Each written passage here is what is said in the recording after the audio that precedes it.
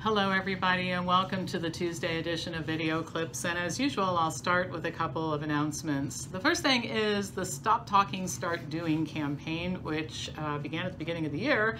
Lots of you are getting on board, but I want to remind people who are non-members that if you're a member, you can take the pledge anytime and start learning and earning.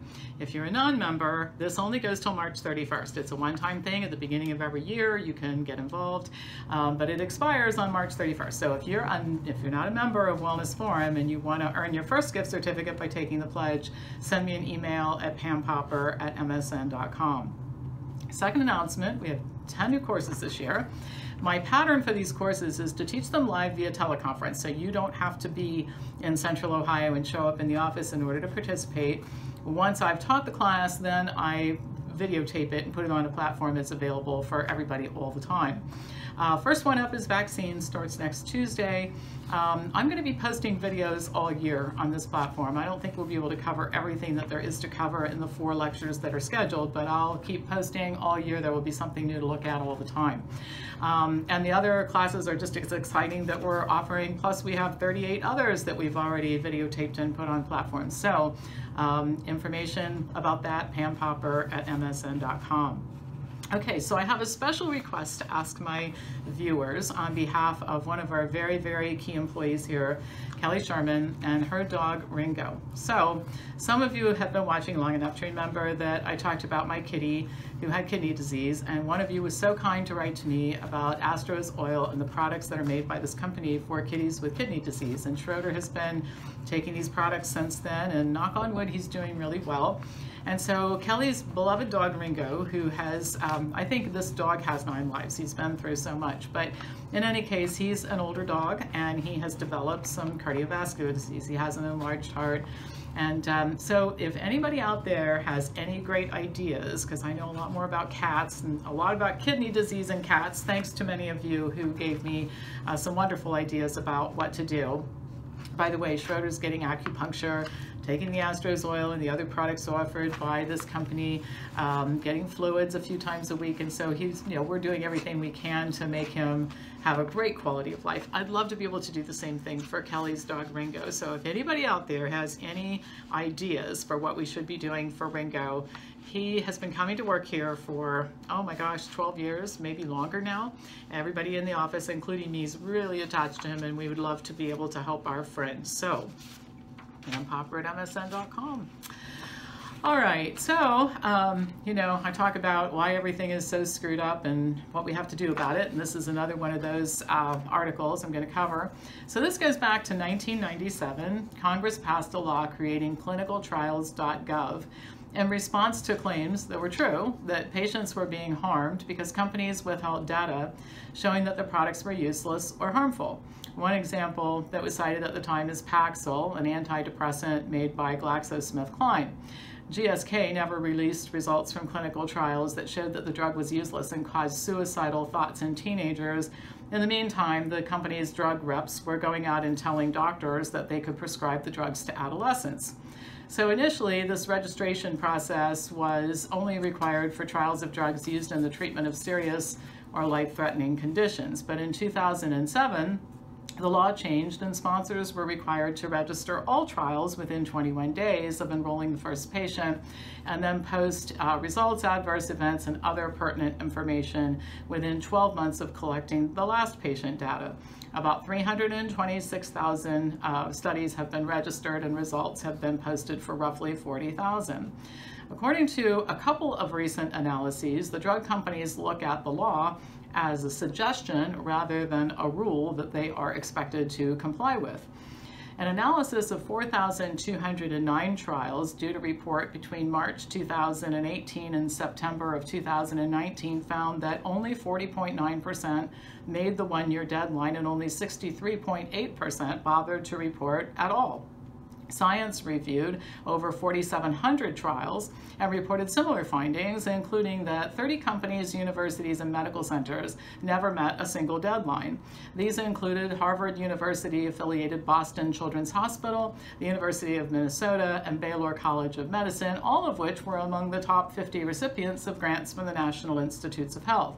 University of Texas MD Anderson Cancer Center and Mayo Clinic failed to report on time or at all in 2/3 of their trials. Yale failed 84% of the time.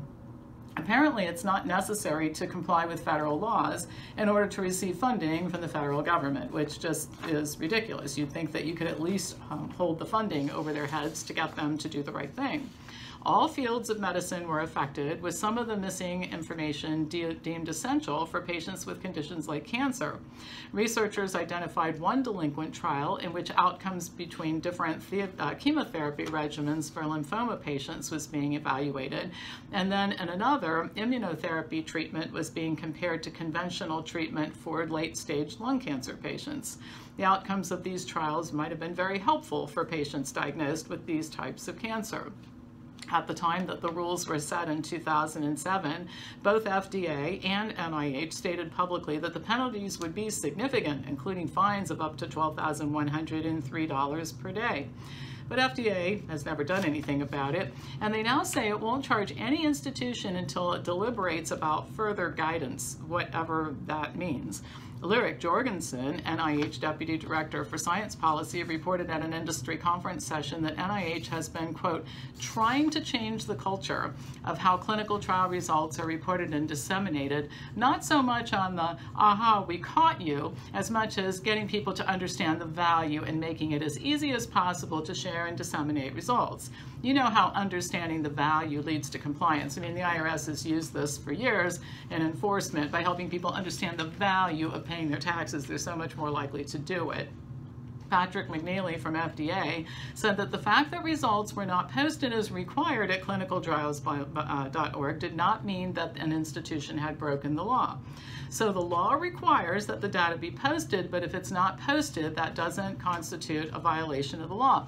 So I was thinking about this. I think the next time I get pulled over for a traffic violation, what I'll say is, yes, officer, I know I was driving over the legal speed limit, but I wasn't breaking the law. So thank you and have a nice day. I'll be moving on now. I mean, if any of us tried this kind of thing in any other aspect of life, we certainly wouldn't get away with it. McNeely also added that the FDA has limited resources and encourages voluntary compliance. Well, that should do it, right? According to both of the analyses, FDA should have collected over $6 billion in penalties, but it has yet to charge for a violation or collect a single fine. Federal government's always screaming it doesn't have enough money. Well, making the drug companies pay their fair share might help.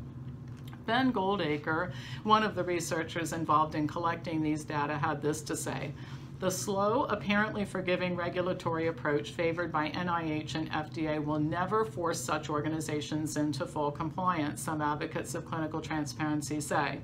In an era where every restaurant is obliged to publish on its front door the hygiene rating in their kitchen, we're seriously not saying that whether a trial that costs millions of dollars has broken the law and its obligation to patient participants by failing to report its results. This seems like extraordinary special treatment for clinical trialists. And indeed, it is extraordinary special treatment for drug companies and their hired help by federal agencies, and it should concern us all. You know, what's happened here in the United States is we no longer have regulatory agencies and companies that are regulated. There is no objective oversight, and the federal agencies have become business partners with the drug companies and device makers. So there's no oversight at this point in time.